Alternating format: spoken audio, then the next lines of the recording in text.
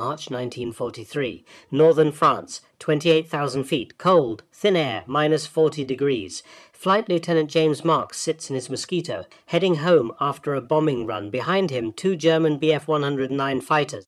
Diving, building speed, hunting. Oberleutnant Klaus Fischer grins inside his oxygen mask. He's done this 100 times before. Wooden British bombers, easy prey. Wooden toys, he says over the radio.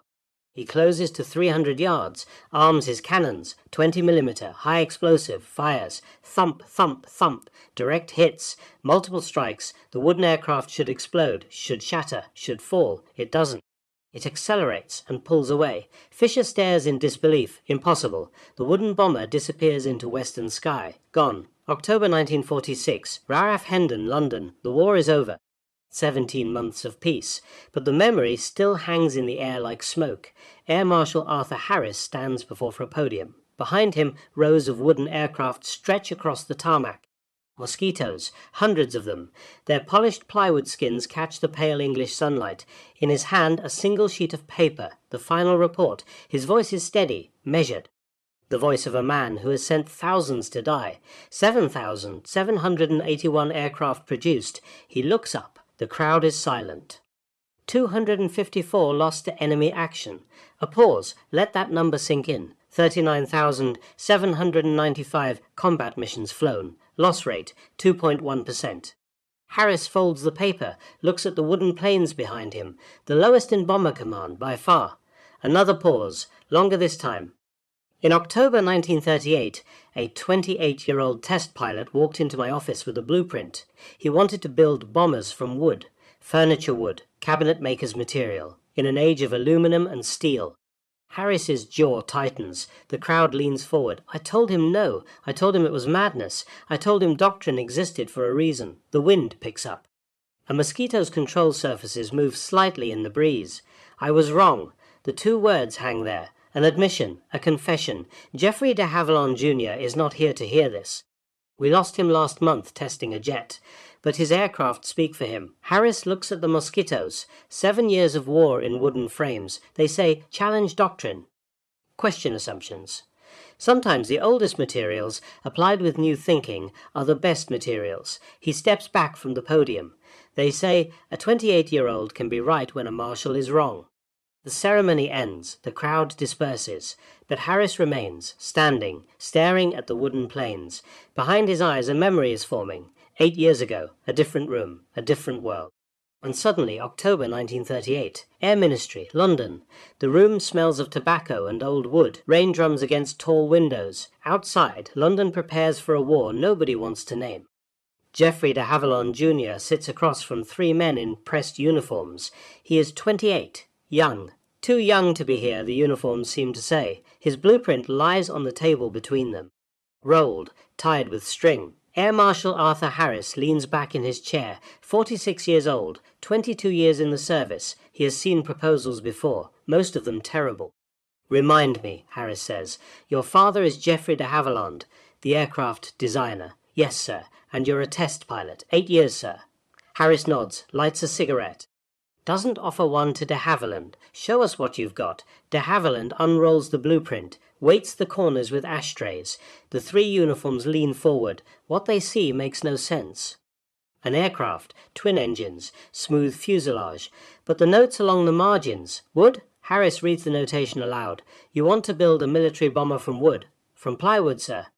Specifically, a sandwich construction. Canadian birch exterior, balsa core, Ecuadorian resin bonding. Silence. One of the other officers, older, greying, speaks up. Son, this is 1938. We're building the modern Air Force with aluminum alloy. Stress skin construction. Metal monocoque. You're proposing we go backwards to. What? Furniture techniques? De Havilland doesn't flinch. I'm proposing we go forward, sir, past the assumptions limiting current design. Harris taps ash into a tray. Explain. Current doctrine says bombers need armor, heavy plate to stop bullets, gun turrets to fight back, crews of 7, 8 men. All that weight for protection. That's how you survive, the grey officer says. That's how you die, de Havilland replies. Quiet, certain. The room temperature drops 5 degrees. Harris leans forward. Careful, Junior, but de Havilland is already committed. No going back now. Look at the numbers, sir. Wellington bombers, 250 miles per hour, heavily armoured, multiple gun positions. German Bf-109 fighters, 350 miles per hour. They run us down every time. We've lost 3,000 aircraft in 2 years. 15,000 aircrew. He points to the blueprint. Speed negates armour. If they can't catch you, they can't kill you. And if they do catch you, Harris asks, then no amount of armour saves you anyway. A 20mm cannon punches through plate like paper. We're adding weight that slows us down without actually protecting the crew. The grey officer shakes his head. This is fantasy. Wood can't handle combat stress. One burst from a fighter and your wooden toy shatters. Actually, sir, de Havilland pulls out a second sheet, calculations, stress analyses. Wood behaves differently than metal under impact. Aluminum propagates, cracks instantly. Structure fails catastrophically. Wood absorbs energy locally. Damage doesn't spread. Harris studies the numbers. He doesn't understand all of it, but he understands enough. What's your target performance? 380 miles per hour cruise, 415 maximum. Range, 1,500 miles. Bomb load, 2,000 pounds. The third officer, silent until now, actually laughs. Impossible. No twin-engine aircraft achieves those numbers. No twin-engine aluminum aircraft, de Havilland says. Wood is 30% lighter for equivalent strength. I can build the same airframe at 2/3 the weight. 2 Rolls-Royce Merlin engines, 3,000 horsepower total. Power-to-weight ratio exceeds anything currently flying.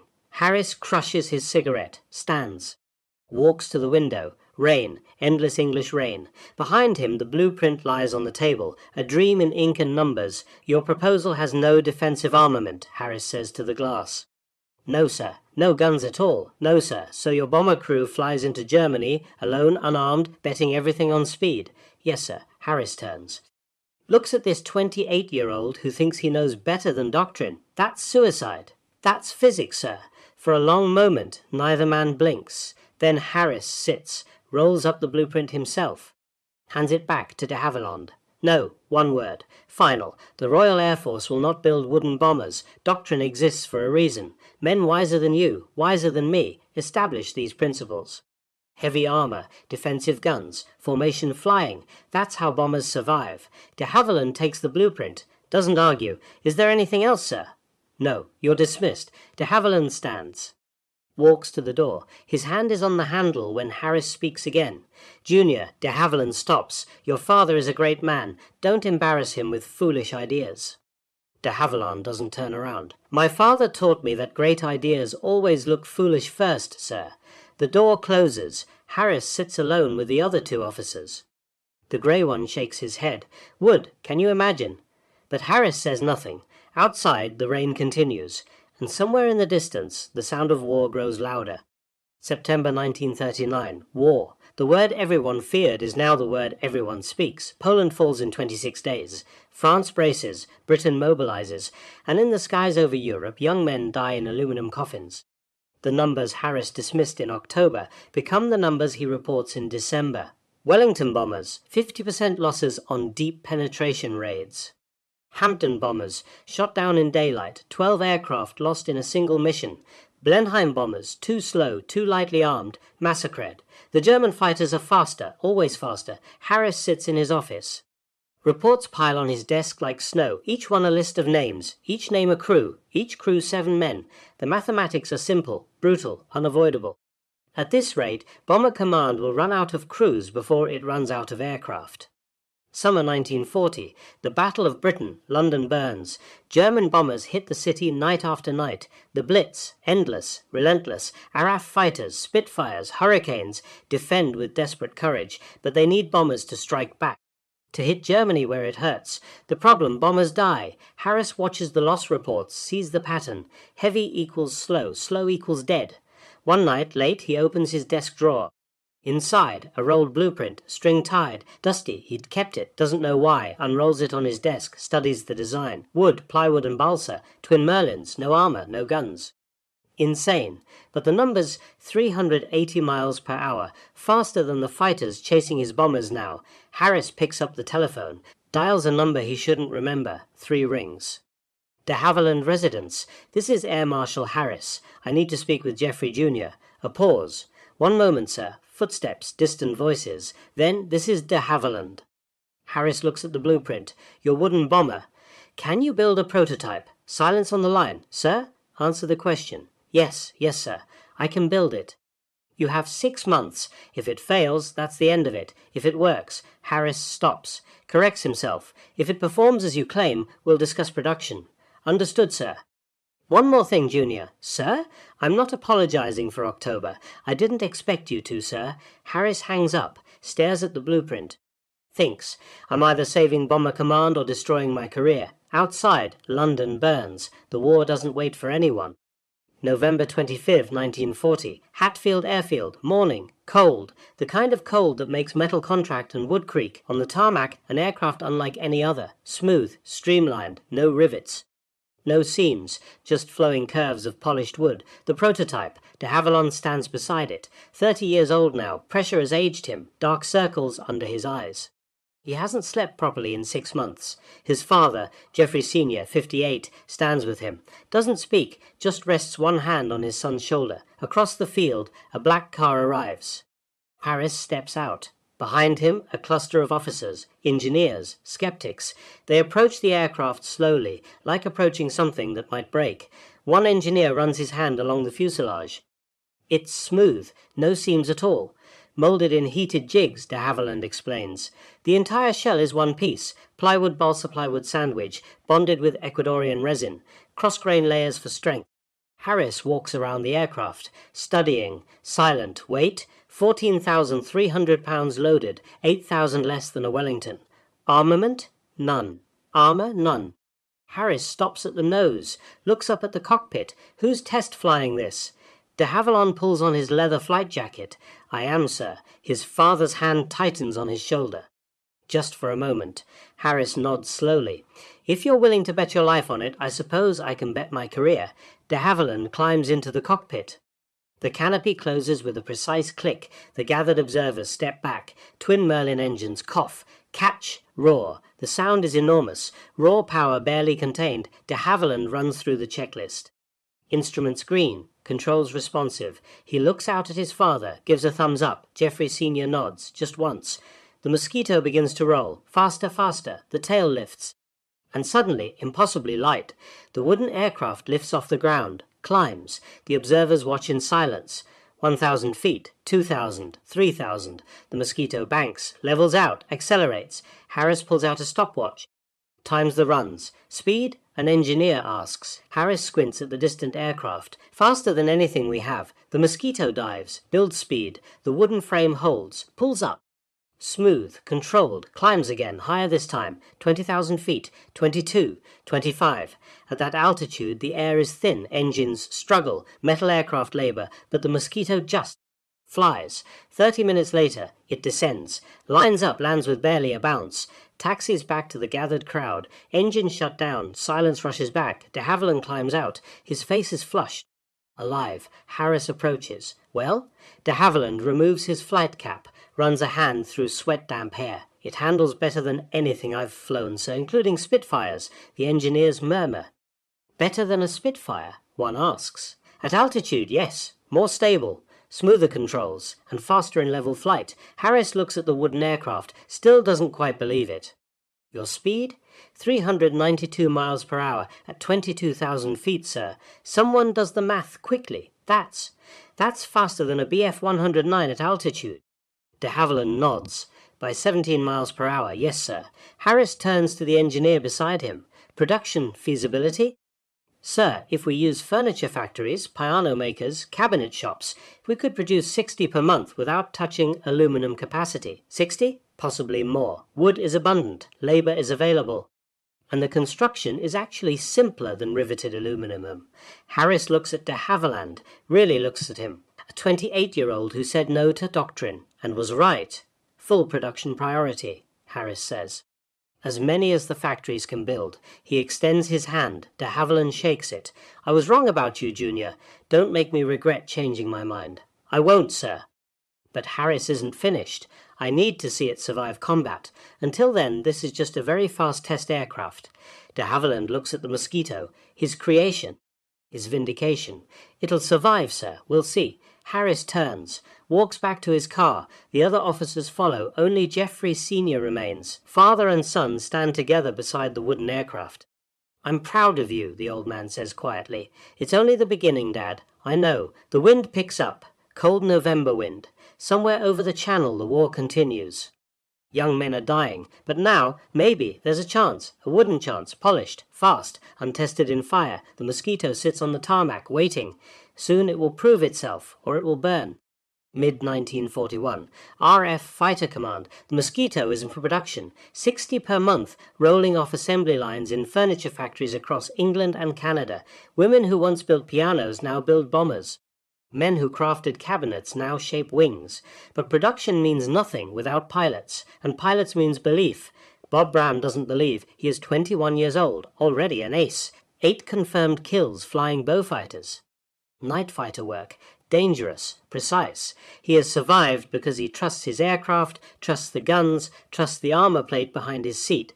Now they want him to fly a wooden bomber. No guns, no armor, just speed. The briefing officer spreads reconnaissance photos across the table. You're transitioning to Mosquito squadrons. Training starts Monday. Brahm studies the photos. The aircraft looks fast. He'll give it that. With respect, sir, I'm a fighter pilot. You were a fighter pilot. Now you're a multi-role pilot in a wooden bomber, in the fastest operational aircraft we have. Brahm picks up one of the photos, looks at the smooth plywood skin, no rivets, no gun turrets, nothing to shoot back with, and if we get jumped by 109s? The officer meets his eyes. Then you use your speed and you run. Run. Tactically reposition at 400 miles per hour. Brahm sets down the photo. That's not fighting. That's fleeing. That's surviving, Flight Lieutenant, which is what we need you to do. Monday morning. Conversion training. Brahm walks across the tarmac toward his assigned Mosquito. 2 other pilots walk with him, all 3 silent, all 3 skeptical. The aircraft sits in morning light.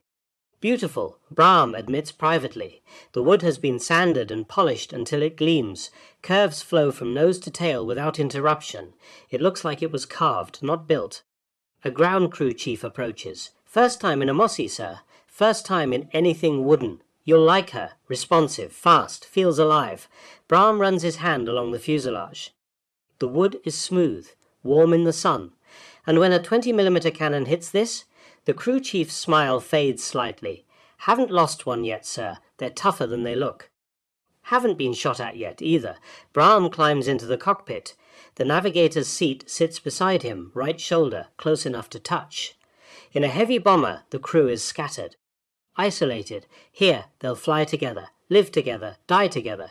The instrument panel is clean, simple. 2 throttle levers, smooth wood controls. He straps in. The harness feels the same as any other aircraft. That's something. Ready when you are, sir, the crew chief calls from below. Brahm starts the checklist. Fuel, check. Engines, check. Controls, free and correct. His hand hesitates on the throttles. A wooden aircraft. No armor between him and the sky. No guns to fight back. He thinks this is suicide, then or it's genius. Only one way to find out. He advances the throttles. The Merlins roar, and everything changes. The acceleration is immediate, shocking. Like being kicked from behind, Brahm's head presses back into the seat. The Mosquito leaps forward. 50 miles per hour.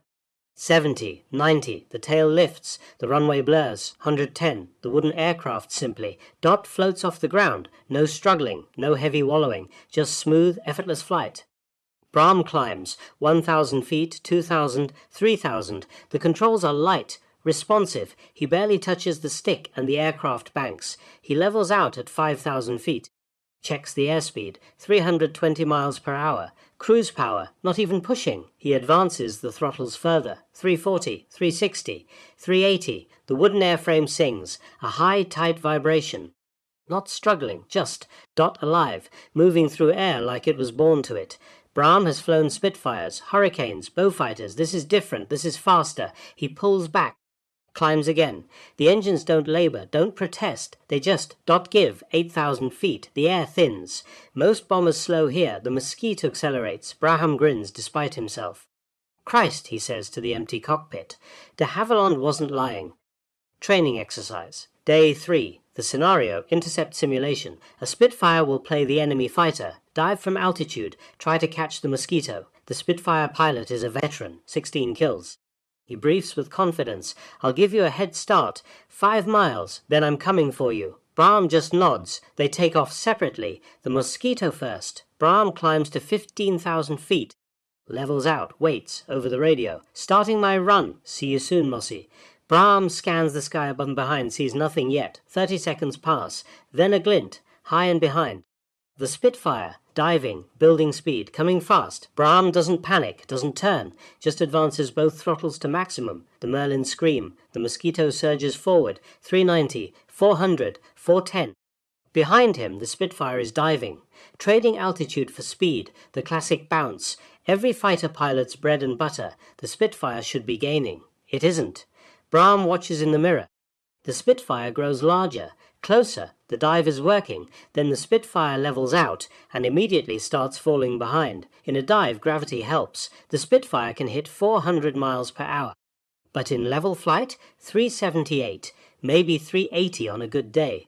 The Mosquito is pulling away at 410, 32 miles per hour difference. In combat, that's an eternity. The radio crackles. I can't catch you. I'm in a bloody Spitfire and I can't catch you. Brahm doesn't respond, just keeps flying, watching the gap open. 1 mile. 2 miles. 3. The Spitfire is a dot now, then a speck, then gone. Brahm throttles back, thinks. They're not asking him to fight, they're asking him to be too fast to fight. And maybe, just maybe, that's smarter than armor and guns. May 30, 1942. The briefing room is crowded. 4 Mosquito crews, 8 men total. The intelligence officer points to a map. Cologne, rail marshalling yards. High-value target. You'll go in at 25,000 feet. Broad daylight. Precision bombing. Someone asks the obvious question. Expected German response? 12 fighters minimum. Probably more. Silence. Anticipated losses. The intelligence officer doesn't sugarcoat it. 50%, maybe higher. Brahm, now 22 years old, looks at the other crews, young faces, some younger than him. 2 out of 4 won't come back. The math is simple. Brutal. Volunteers only, the intelligence officer says. Every hand goes up. May 31, 1942, 11:47 a.m. Over Cologne, 25,000 feet. The air is thin, cold, minus 40 degrees. 4 Mosquitoes in loose formation, no tight grouping like heavy bombers, just spread out. Fast, unpredictable. Brahm leads. His navigator beside him marks the target. Below, Cologne spreads like a grey map. Railways converge. Marshalling yards clearly visible. Flak bursts bloom below them, black puffs.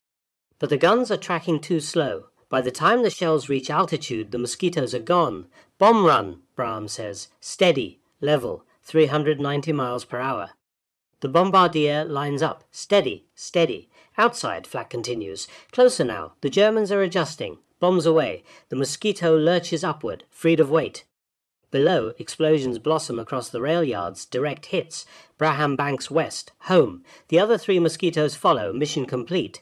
30 seconds. Then the navigator's voice tight, radar contact, multiple targets. Climbing fast, 6 o'clock. Brahm checks the mirror, 4 dots, rising. German fighters, distance? 8 miles, closing. Brahm does the math. The Germans are low, climbing, they need altitude. But by the time they reach 25,000 feet, they'll be behind, and they'll be slow. All aircraft, Braham transmits, maintain formation. On my mark, full power. He watches the dots grow. Closer. The Germans are Bf-109s, fast climbers. They reach 20,000 feet, 22, 24. Now they're at altitude. Starting to level out, 6 miles behind, the lead German fighter, Oberleutnant Klaus Fischer, scans ahead. Sees the 4 wooden bombers. Thinks, easy, he's done this 100 times. Overtake, close, fire, watch them burn. He pushes his throttle forward, maximum combat power. His wingman, Werner Hoffmann, matches him. 4 Bf-109s, all diving slightly, building speed. 410 miles per hour, 420, 430. They're gaining. 6 miles, 5, 4.5. Fischer grins inside his oxygen mask. Wooden toys, he says over the radio. This will be quick. 4 miles. Now, Braham's voice. Mark, full power, now. 4 throttles slam forward simultaneously. 8 Merlin engines scream. 4 wooden aircraft leap forward like greyhounds released. Fischer watches in disbelief. The bombers are accelerating. Fast, his airspeed. 432, maximum from the dive. The Mosquitos, 395, 400. 410, 415, 420. Fisher's aircraft begins to slow. The dive energy is spent. He's in level flight now, 398 miles per hour. Maximum cruise. The Mosquito pull away. 4 miles. 5, 6. Fisher stares. They're outrunning us. Hoffman's voice. Impossible, they're wooden bombers. I know what they are. And they're faster. Fisher watches the 4 dots shrink, disappear, gone. Not a single shot fired. He keys the radio, calls base. Mission unsuccessful. All 4 targets escaped. Explain. Fisher hesitates. How do you explain that a wooden bomber just outran Germany's best fighter? They were. Faster than anticipated. A long pause. Return to base. Fisher turns east. Behind him, Cologne burns. Ahead, empty sky. RAF debriefing. 3:15 p.m. Brahm and the other crews face the intelligence officer. Casualties? None, sir. Damage? None, sir. All 4 aircraft returned? Yes, sir. The officer leans back. Doesn't quite believe it. You were engaged by 4 109s. Yes, sir. And they didn't score a single hit. They never got in range, sir. The officer writes this down. His hand shakes slightly. 4 Mosquitos. Deep into Germany. Perfect bombing. 0 losses. The wooden aircraft worked, Brahm says. The officer looks up. Pardon? De Havilland was right, sir. Speed beats armor. We didn't need guns, didn't need protection. We just needed to be faster than they are. The officer nods slowly. How much faster? 22 miles per hour difference at altitude, sir. They built maximum speed in a dive. We maintained it in level flight. They couldn't sustain pursuit. The officer closes his folder. Write it up. Every detail. This goes to high command tonight. Brahm stands, exhausted, adrenaline fading. But alive. They're all alive.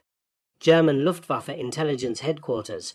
June 1942. Reports accumulate. 4 Mosquitos. Cologne. Escaped. 2 Mosquitos. Dusseldorf. Escaped. 3 Mosquitos. Bremen. Escaped. An intelligence officer compiles the data. Writes a summary. British wooden bombers demonstrating unexpected performance. Speed in excess of 400 miles per hour confirmed. Current fighter interception tactics ineffective. The report climbs the chain, reaches the desk of a sea commander, who reads it twice, then writes in the margin, impossible, Wood cannot achieve these speeds, but the missions continue and the Mosquitos keep escaping. March 1943, northern France. The war has been going 14 months since Cologne. Mosquito squadrons have flown hundreds of missions. Losses remain minimal, but they haven't been truly tested. Not yet. Flight Lieutenant James Marks, 27 years old, sits in his Mosquito at 28,000 feet. Post-bombing run, heading home. His navigator, Sergeant Philip Hayes, 23, hunches over maps. ETA to coast, 12 minutes, Hayes says. Marks nods, scans the instruments, everything green. Hayes glances up through the canopy, freezes contact. High, 2 aircraft. Marks checks the mirror. 2 dots, above and behind. German fighters, Bf-109s. But these aren't climbing to intercept. They're already high, diving. Fisher has learned. Position high first, then dive. Build speed before the chase even starts. Marks curses quietly. Range? 1 mile, closing fast. The dots grow, larger, closer. Marks pushes the throttles forward, already at maximum cruise. But the Germans are diving, gravity and engines combined. They're closing, 800 yards, 600, Hayes' voice. They're in range in 10 seconds. Marks slams both throttles to the stops. Emergency power, the engines will overheat, don't care. The Mosquito surges, 405, 410, 415.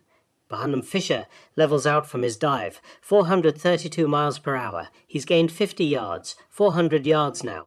350, in range. Fisher arms his weapons, 20mm cannons, 13mm machine guns. He's waited months for this. His finger tightens on the trigger, 300 yards. He fires.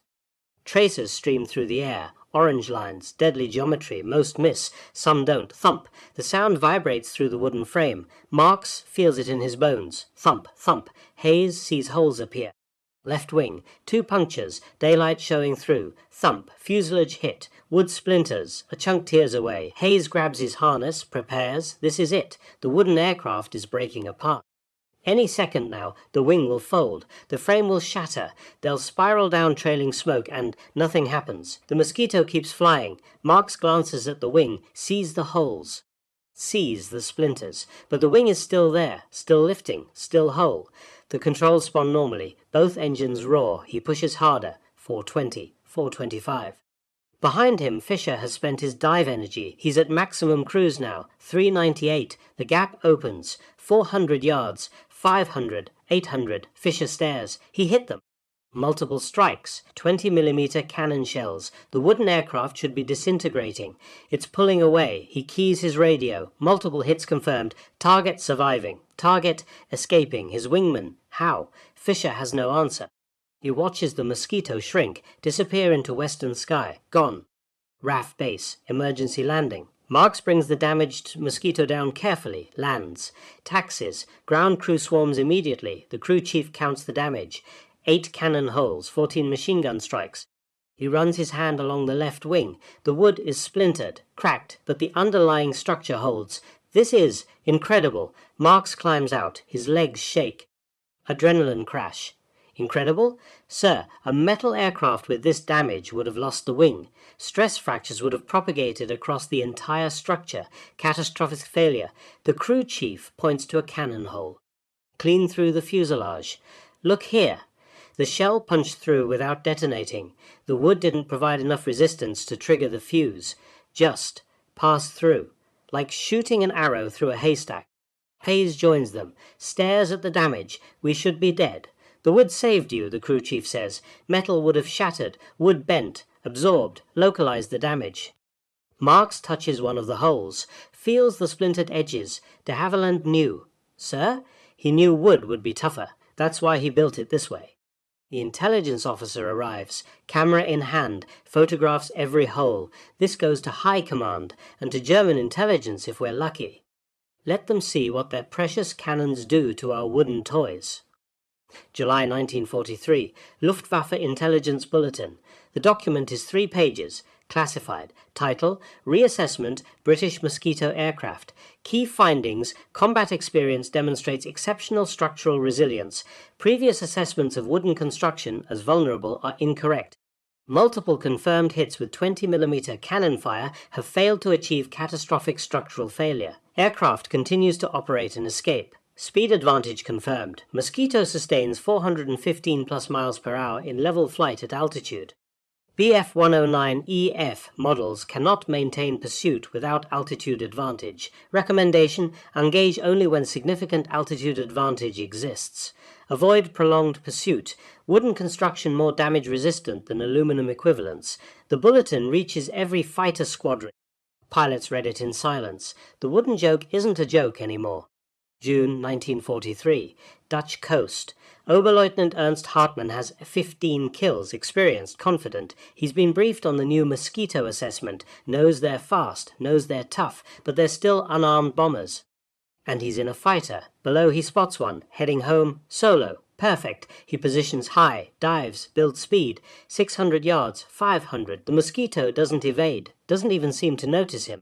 400 yards. Hartmann arms his guns. This is easy. 350. He prepares to fire. The Mosquito banks, not away, toward him. The nose comes around, and Hartmann sees 4 black holes. Cannon barrels. Big ones. His brain processes this in half a second. That's not a bomber. That's a... Wing Commander Bob Brahm, 23 years old, has been waiting. This is his first mission in the new variant. FB. Zix. Fighter bomber. 4 20mm Hispano cannons in the nose. 4 303 machine guns. His radar operator called the contact 2 minutes ago. Brahm let him close. Now at 350 yards, he presses the firing button. All 4 cannons erupt simultaneously. The recoil shudders through the wooden airframe. 48 explosive shells per second, a metal storm. Hartmann's FW-190 flies directly into it. The engine cowling disintegrates. 3 shells. Direct hits. The cockpit canopy shatters. 2 shells. The wing root cracks. 4 shells. Structural failure imminent. Hartmann feels the controls die. No hydraulics. No response. Smoke fills the cockpit. The fighter is rolling. Uncontrollable. He reaches for the canopy release. Already gone. Blown away. Unstraps. Kicks free. Falls. His parachute deploys at 11,000 feet. Below him his fighter explodes. He floats down. Stunned. 3 seconds ago he was the hunter. Now he's falling into the North Sea. What happened? Rescue, German patrol boat. They pull Hartmann from the water, hypothermic, injured, alive. The debriefing officer leans close. What happened? Hartmann's teeth chatter. Mosquito, had cannons. 4 of them. Impossible. Mosquitos are unarmed. Hartmann grabs the officer's collar, pulls him close. Update your briefings. He collapses back. The officer steps away. Radios headquarters. Confirm armed Mosquito variant encountered. Heavy cannon armament, aggressive engagement, FW-190 lost, a pause, then, understood, all squadrons will be advised. German Emergency Intelligence Bulletin, June 15, 1943. Urgent, armed Mosquito variant confirmed in combat operations. Aircraft equipped with multiple heavy caliber cannons. Do not assume Mosquitoes are defenseless. Engage with extreme caution. The bulletin reaches fighter bases across occupied Europe. Pilots read it. The wooden bomber they'd been taught to hunt is now hunting them. Late 1943. The numbers. RAF Bomber Command compiles statistics. Mosquito operations to date, 28,000 sorties flown. Loss rate 2, 1%. By comparison, Wellington, 4, 7%. Halifax, 5, 3%. Lancaster, 5, 2%. The wooden aircraft is surviving. Not just surviving, thriving. Bombs delivered per aircraft lost, 3 times better than heavy bombers. Precision targets hit, railways, factories, Gestapo headquarters. And now, with the armed variants, 1,200 German aircraft destroyed in air combat. Air Marshal Harris reads the report, thinks of October 1938, a 28-year-old with a blueprint. And the word he said, no, Harris sets down the report, picks up a pen, writes a letter to de Havilland Aircraft Company. The Mosquito has exceeded all expectations. It is the finest multi-role combat aircraft in service. Please convey my regards to your design team. They have saved countless lives. He signs it. Thinks, I should have said yes the first time. December 1943. Berlin. Adolf Hitler sits in his headquarters. Furious. British wooden aircraft are photographing the weapon sites. British wooden aircraft are bombing Berlin during his radio addresses. British wooden aircraft are humiliating the Luftwaffe. He demands solutions. Why can't we stop them? His air commanders have no good answer. They're too fast, mein Führer, and tougher than expected. Hitler slams the table. They're made of wood, from furniture factories, and we can't stop them? Silence. Divert resources. Develop new interceptors, high-altitude fighters, whatever it takes. I want the Mosquito problem solved. The commanders salute. Leave. Begin reassigning night fighters, rushing new aircraft development, all because of a wooden bomber. Canada, de Havilland Factory, Ontario. Women work assembly lines, piano makers shape wings, cabinet builders fit fuselage. 1,134 Mosquitoes will come from this factory. Canadian birch, the finest plywood in the world. A supervisor watches the line, a Mosquito taking shape. How many today? 6 completed, 8 more by midnight. The supervisor nods. Thinks of the boys flying these, Canadian boys, American boys, British boys, coming home because the wood holds, because the speed saves them. Because someone had the courage to say, maybe the old ways, applied with new thinking, are the best ways. The line keeps moving, the war keeps taking. But the wooden aircraft keep bringing them home. February 17, 1944, RAF Hunsdon, evening. Squadron leader Tony Wickham stands before a map of northern France. 47 missions behind him. Everyone survived. Tonight's briefing is different. The room is smaller. Fewer crews. 19 Mosquitoes. 38 men. And one target that everyone knows is impossible. The intelligence officer, young, nervous, points to the map. Amiens prison. Occupied France. 700 prisoners. 200 are French resistance leaders, critical intelligence assets. He pauses. Everyone knows what comes next. Scheduled for execution. February 19th, day after tomorrow. Silence. Gestapo has been using torture. Breaking the network. If these leaders die, we lose France's underground. Every intelligence operation collapses. Wickham studies the aerial photographs, stone walls, guard towers, prisoner blocks. Bombing precision? 30 yards. The prisoner blocks are 30 yards from the walls.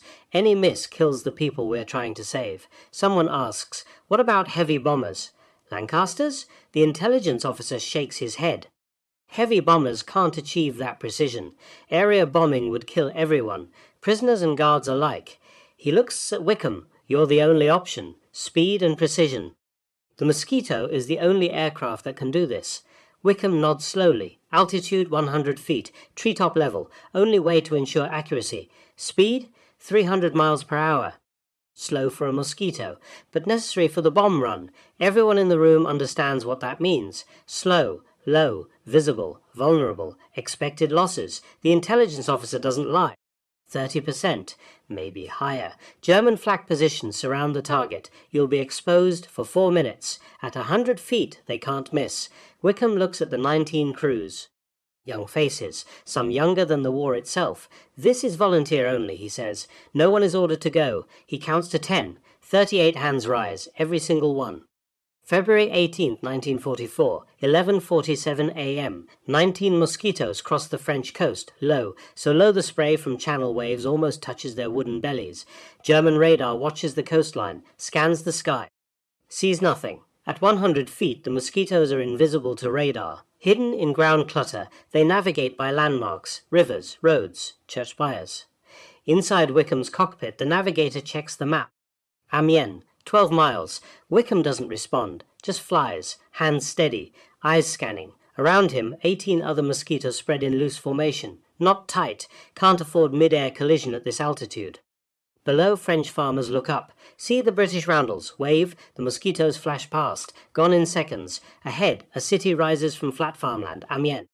11:58 a.m. 2 miles out. Wickham keys the radio. All aircraft. Target visual. Wave 1. Follow my lead. Wave 2. 30 seconds behind. Wave 3. Mark on my bombs. Acknowledgements click back. The prison appears ahead. Grey stone, high walls, guard towers at each corner. Wickham can see guards in the towers, rifles, machine guns. They're looking the wrong direction, watching the sky for high-altitude bombers. Not for wooden aircraft at 100 feet. Wave 1, bomb run now. Wickham lines up on the south wall. His bombardier also his navigator. Arms, 6 500-pound bombs. 11-second delay fuses. Enough time to get clear before detonation. The prison grows larger, closer. Guards finally see them. Point, shout. Too late. Flak guns begin to rotate, traverse, elevate. Too slow. Wickham's bombardier. Steady, steady. The south wall fills the windscreen. Bombs away. The Mosquito lurches upward. Weight gone. Wickham banks hard left. Climbs. 200 feet, 300. Behind him, 5 more Mosquitos drop their bombs. 12 bombs total, all aimed at one wall. Wickham counts. 9 seconds. 10. 11. The south wall explodes. Not one explosion. 12. Overlapping, sequential. A 40-foot section of 3-foot thick stone simply vanishes. Dust, debris, smoke. Guards scatter, running, screaming. Prisoners inside see daylight where wall used to be. Freedom. 12 p.m. Wave 2. 6 more Mosquitos, targeting guard towers and the north wall. They come in from a different angle. Crosswind. Harder. The Germans are ready now. Flak guns firing. Tracer rounds arc upward. Orange lines against grey sky. The lead Mosquito takes a hit. Port engine, smoke trails. But the pilot holds course, drops his bombs, then banks away. Losing altitude, engine fire spreading. He makes it 2 miles. Crash lands in a field. Crew survives. Scrambles out before the fire reaches the fuel tanks. German patrol will capture them in 30 minutes. But the bombs hit. The north wall breaches. Another gap. Another escape route. Guard towers collapse. Machine gun nests destroyed. The prison is open, exposed, defenseless. 12:02 p.m. Wave 3. Wickham leads the final attack. 7 Mosquitos, finishing the job. But now the Germans are fully alert, every flak and firing. The sky is full of metal. Wickham's aircraft shudders. Something hits the fuselage. Not a direct hit. Shrapnel. Debris. Maybe flying concrete from the exploding walls. His port engine coughs. Loses power. RPM dropping. He feathers the prop. Keeps flying on one engine. Bombs away. The final breach. Eastern wall complete. The prison now has 3 openings. Prisoners pouring through, running. Into fields, into streets, into freedom. 258 escape in the chaos. Mission accomplished, but Wickham's Mosquito is dying. One engine. Control surface is damaged. Altitude drop hitting. He can see a field ahead. Ploughed. Muddy. Brace, he tells his navigator. The Mosquito hits hard, belly landing, no gear, wood screams, splinters, but holds. They slide 200 yards, slowing, stopping. Wickham and his navigator unstrap, scramble out. Behind them, the wooden aircraft catches fire. They run 50 yards, turn, watch it burn. The wood that saved them from bullets now feeds the flames. Irony, German soldiers arrive. Rifles raised, Wickham and his navigator raise their hands. The mission succeeded, but they won't see home again until May 1945, 15 months in a POW camp, the price paid. Cost accounting. February 18th, 1944. Final tally. 3 Mosquitos lost, 1 crashed, crew survived, captured, 1 shot down by flak, crew killed, Wickham's aircraft, crash landed, crew captured, 258 prisoners escaped. 182 reached Allied lines or survived in hiding until liberation. French resistance networks preserved. Intelligence operations continued. D-Day planning benefited from continued French intelligence. The cost was acceptable. But tell that to the 2 men who died. Tell that to Wickham, watching his aircraft burn. Tell that to the crews in German camps. War doesn't trade in feelings. Only mathematics, and the numbers say success. June 25th, 1944. Denmark. Bob Brahm is 24 years old. 60 missions completed. 29 confirmed kills. Most decorated Mosquito pilot in the RF. Tonight, intruder patrol. Hunting German transport aircraft.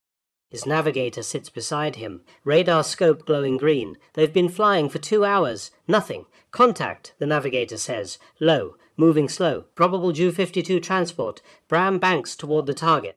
Descends. Below darkness. Occupied Denmark. Enemy territory. The radar guides them closer. 1 mile. Half mile. Brahm sees it. Silhouette against clouds. Transport. Defenseless. Easy kill. He arms his cannons. Lines up. Then light. Brilliant. Blinding. Searchlights. Multiple beams. The Mosquito is illuminated. Naked. Exposed. Flak erupts. This was a trap. Fake transport. Bait. Searchlights and guns waiting. Brahm brakes hard. Dives, trying to escape the light. Tracers follow. Bang. Port engine hit. Direct. Shell detonates in the nacelle. Fire. Immediate. Hungry. The wooden aircraft's fatal weakness. Brahm feathers the burning engine. Tries to climb. Can't. 1 engine. Fire spreading. Controls sluggish. Altitude. 4,000 feet. 3,000. 2,000. Fire reaching the cockpit. Smoke filling the canopy. We're going down, he tells his navigator. Below. Fields, dark, flat. Brahm aims for the darkest patch, hopes it's soft ground, 1,000 feet. He can feel the heat now, behind him. Coming forward, 500 feet. Brace, the Mosquito hits. Belly landing, no gear, wood splintering. They slide, bounce, slide again, stop, silence. Except for the fire, Brahm unstraps, pulls his navigator, both scramble out. The Mosquito burns. Fast, hot, complete. Wooden aviation fuel. A funeral pyre. They watch from 50 yards away. Brahm thinks, 60 missions survived because of speed. Every single time. And tonight, fire. The one thing speed couldn't outrun. The irony tastes bitter. Headlights approach. German patrol. Brahm and his navigator raise their hands. The war for them is over. May 8th, 1945. Victory in Europe. The war in Europe ends. Mosquito final statistics, 39,795 missions, 26,867 tons of bombs, 1,200 German aircraft destroyed in combat. Loss rate, 1%, 7,781 built, 254 lost to enemy action. The wooden aircraft won. Not just survived, won. Air Marshal Harris compiles the final report, writes a letter to de Havilland Aircraft Company, May 1945. The Mosquito is the greatest multi-role combat aircraft of this war. Your design saved thousands of lives. Please accept the nation's gratitude. He signs it, thinks, I was wrong in 1938, and a 28-year-old was right. The letter is mailed. Jeffrey de Havilland Jr. reads it in May 1945. Finally, vindication. The wooden aircraft proved everything he promised. Speed over armor, physics over doctrine, innovation over convention. 16 months later, he will be dead. But today he reads Harris's words and smiles. September 27th, 1946. Thames Estuary, 1 year after victory. The war is memory now. Jeffrey de Havilland Jr., 36 years old, sits in an experimental jet. DH-108, tailless, radical design. He's always pushing forward, always testing limits. The Mosquito made him famous, war hero, visionary. But he's not done. Jets are the future. Speed beyond propellers, beyond wood. The DH-108 is fast. Experimental. He's testing high-speed flight today. Transonic region, where air behaves strangely, where control surfaces stop responding, where aircraft sometimes just brake. His father, Jeffrey Sr., 64 years old, watches from the ground. "Be careful," he'd said before takeoff. His son smiled. "I'm always careful. That was 30 minutes ago. Now the DH. 108 is at altitude. High. Fast. De Havilland pushes the speed. 500 mph. 550. 600. The airframe shudders. Vibration building. He notes the readings. Valuable data. 620. The vibration worsens. Controls feel mushy. He begins to pull back, reduce speed, but the aircraft doesn't respond. The shuddering becomes violent, and suddenly the jet breaks apart. Structural failure. High-speed loads too great. The fuselage separates. Wings fold. Everything disintegrates. De Havilland falls. No time to eject. The pieces hit the Thames estuary. Scattered, shattered, gone. Recovery. 3 days later, they find his body washed ashore. Geoffrey Sr. identifies him. The old man stands silent, staring at his son, the son who proved wood could fly faster than metal. The son who died proving metal has limits too. A reporter asks, "Any statement?" Geoffrey Sr. thinks for a long time. Then, "My son lived pushing boundaries. He knew the risks. He accepted them." Another pause. Innovation always carries a price. He paid it willingly. The old man turns away. Behind him the Thames flows. Indifferent, eternal. October 1946. RAF Hendon, returning to opening scene. Air Marshal Harris finishes his speech. The crowd disperses, but he remains, standing alone before the rows of Mosquitos. An aide approaches. "Sir, the car is waiting." Harris doesn't turn. "Did you know him, de Havilland Jr.? "No, sir. I told him no, October 1938. He brought me a wooden aircraft proposal. I rejected it. The aide says nothing. I thought I was protecting the service. Following doctrine. Making the safe choice. Harris touches the nearest Mosquito, runs his hand along the polished wood. He was 28, I was 46, and he understood warfare better than I did. Silence. How many lives did this aircraft save? The aide checks his notes. Estimated 7,000 aircrews survived missions that would have been fatal in other aircraft types, sir. 7,000. Harris lets that number settle, because a 28-year-old questioned doctrine. And I said no. He turns to the aide. "When young officers propose unconventional ideas in the future, remind me of this day." "Yes, sir." Harris walks toward his car. Stops. Looks back one more time. The Mosquitos stand in rows. Silent witnesses. Built from wood when the world used metal. Faster than fighters when doctrine said impossible. Tougher than armor when logic said it would shatter. Victorious when everyone predicted failure. Harris salutes, not to the aircraft, to the man who imagined them, the man he told no. The man who built them anyway. Then he leaves. Epilogue. The legacy. The Mosquito serves until 1956, 11 years after war's end, flies in 13 air forces worldwide. Last combat mission, 1955, Israeli Air Force. 3 remain airworthy today. The rest, museums, memorials, memories, but the lessons live on. Modern aircraft use composite materials, carbon fiber, fiberglass, not aluminum. The Mosquito proved that the newest material isn't always the best material. Design for purpose, not for fashion. Speed can protect better than armor. Sometimes the old ways, applied with new thinking, are the best ways. Sometimes a 28-year-old knows more than a marshal. Sometimes you have to build it from wood. Present day. Airshows, rare occasions. When one of the 3 flying Mosquitos takes to the sky, tens of thousands gather, old men, veterans, some who flew them, some who fought them. The twin Merlin engines roar, a sound from another age. The wooden aircraft climbs, banks, accelerates, still fast, still elegant, still impossible. In the crowd, a 90-year-old man watches, former Luftwaffe pilot. Flew Bf-109s in 1943. He remembers chasing wooden bombers, remembers watching them pull away, remembers the humiliation, the frustration, and then, years later, the respect. The Mosquito flies overhead, low. Fast.